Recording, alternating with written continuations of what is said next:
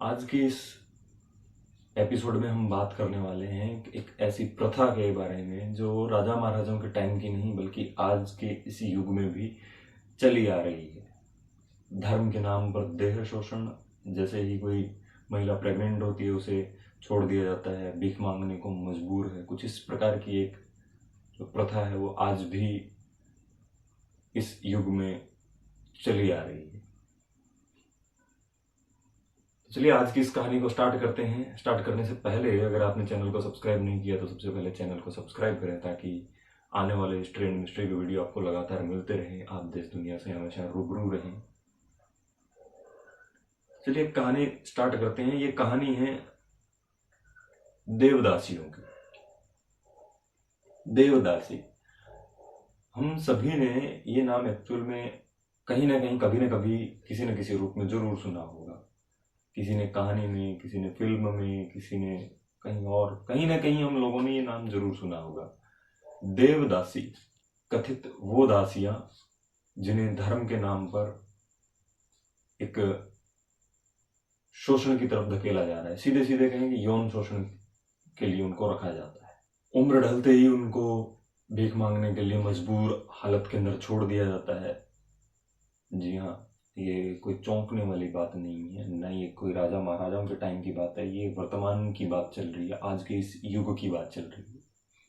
तो आज के इस पंथ में हम बात करने वाले हैं, आज के इस एपिसोड में हम बात करने वाले हैं देवदासियों के बारे में। देवदासियों का जो गढ़ है वो है बेंगलुरु। बेंगलुरु से भी तकरीबन 400 किलोमीटर हम दूर की बात करते हैं। 400 किलोमीटर दूर उत्तरी कर्नाटक का एक जिला है कोपल। वहां पर जब हम जाएंगे तो वहां हमें देवदासियां अनेकों मिलेंगी। पूर्णिमा की रात और चांदनी रोशनी के अंदर नहाया हुआ हुलगेम्मा देवी का मंदिर भक्तों से खचाखच एकदम भरा हुआ है और हूदो हूदो जैसे श्लोक चारों तरफ हवा में तैर रही है। इस श्लोक का उच्चारण करने वाली हर तीसरी महिला के गले में अगर हम देखेंगे तो गले में सफेद और लाल मोतियों की माला डली हुई है, यानी मणिमाला जिसको हम कहते हैं वो है। हाथों में हरे रंग की चूड़ियां और चांदी के पतले कंगन है। वे दिए जला रही हैं। उनके एक हाथ में बांस की टोकरी है जिसे वो लोग अपनी भाषा में पडलगी बोलते हैं, और इसके अंदर हल्दी, कुमकुम, अनाज, सब्जी, धूप, अगरबत्ती, सुपारी, पान के पत्ते, केला और दक्षिणा रखी हुई है। वे देवी माँ को, जो हुलगेमा देवी हैं, उनको जो पडलगी है उसके अंदर रखे हुए जो सामान है वो अर्पित कर रही हैं। मंदिर में मौजूद बाकी लोगों से इनकी पहचान बहुत अलग है, बहुत अलग पहचान है इनकी। वहां मौजूद एक शख्स से पूछने पर यह पता चला कि ये जो महिलाएं हैं जो थोड़े से अलग वेश में नजर आ रही हैं, ये देवदासियां हैं। अब देवदासियां क्या है? देवदासियां देवों की वो कथित दासियां जिन्हें देवताओं से शादी करवाई जाती है या जिनकी देवताओं से शादी हुई है। पूछने पर उसने आगे बताया, शख्स ने, कि इन देवदासियों को पूर्णिमा की रात का विशेष इंतजार रहता है।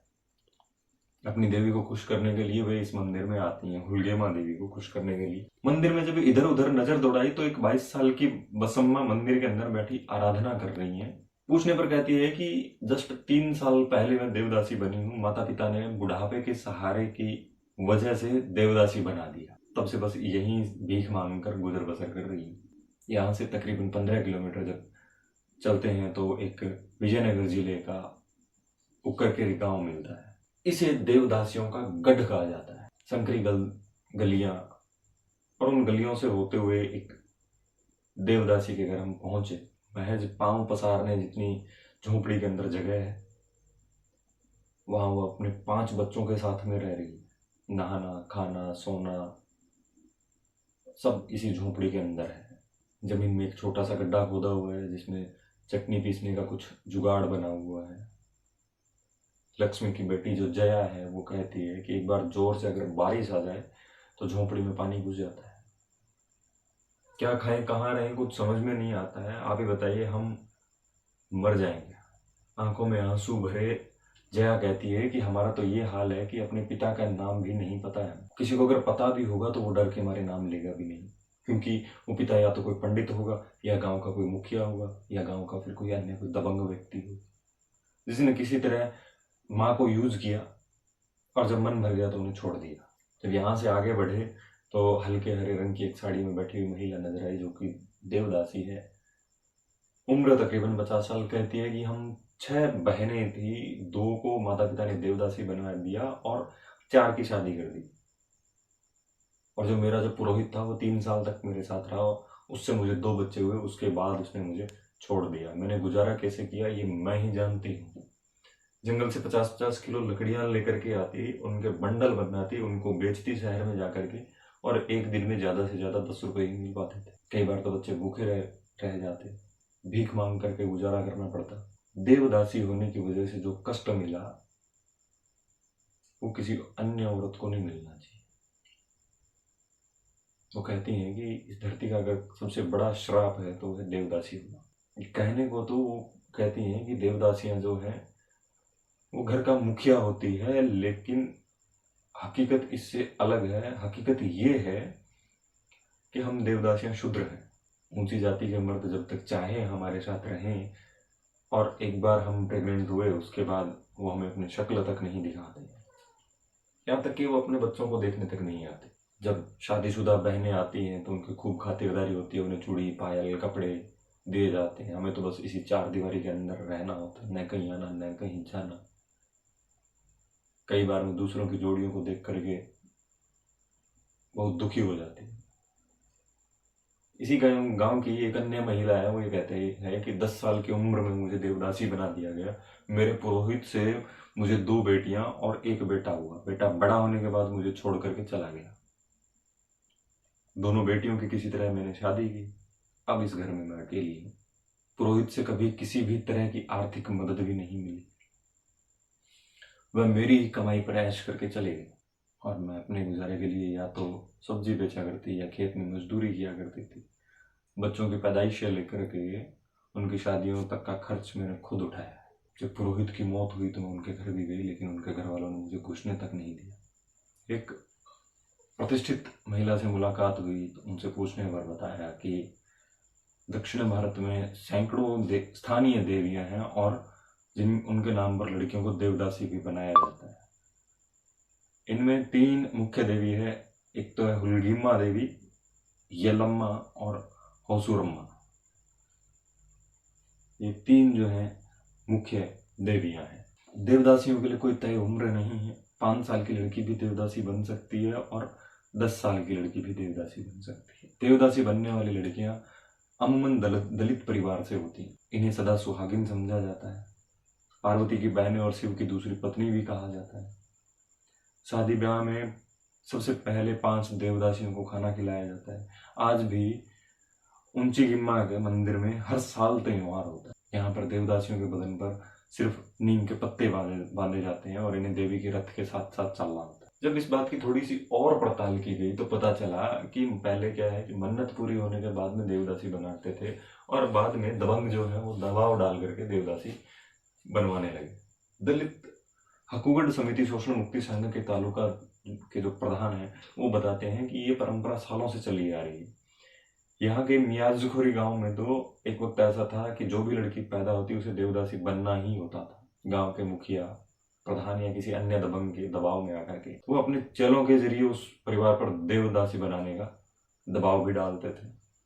वे उस परिवार को डराते कि तुम्हारे घर के संकट टल जाएंगे, अपनी इस बेटी को देवदासी बना दो, ये वो।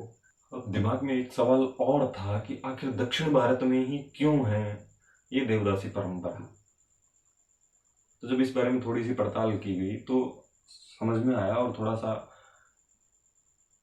ये मिला कि देवदासी जो परंपरा है वो उत्तर भारत की तुलना में दक्षिण भारत के मंदिरों में मजबूती के साथ में डेवलप हुई है। और इसके पीछे जो सबसे बड़ा मेजर जो रीजन है ना, वो ये मिलता है कि दक्षिण भारत की बजाय उत्तर भारत में लगातार विदेशियों के आक्रमण होते रहे, वहां के मंदिरों को काफी नुकसान पहुंचाया गया। ऐसे में यहाँ मंदिर संस्कृति वैसी विकसित नहीं हो सकी जैसी दक्षिण भारत में विकसित हुई। दक्षिण भारत के पूजा पाठ के साथ संस्कृति, कला, नृत्य, अर्थ और न्याय के केंद्र भी हुआ करते थे। भरतनाट्यम, कथक जैसे नृत्य मंदिरों से ही निकले हुए हैं और इन्हीं मंदिरों से देवदासी परंपरा निकली। शुरुआत में देवदासियों के जो हालात है, स्थिति है, वो काफी मजबूत हुआ करती थी। समाज में उनका काफी सम्मान हुआ करता था। तब देवदासियां दो प्रकार की हुआ करती थी। एक तो वे जो नृत्य किया करती थी और दूसरी वे जो मंदिरों की देखभाल किया करती थी। पहले लोग ज्यादा बच्चे पैदा किया करते थे, लेकिन बीमारी और सही इलाज नहीं मिलने की वजह से बहुत कम बच्चे जीवित रह पाते। ऐसे में लोग मंदिरों में जाकर के उनके लिए मन्नतें मांगने लगे कि अगर मेरी एक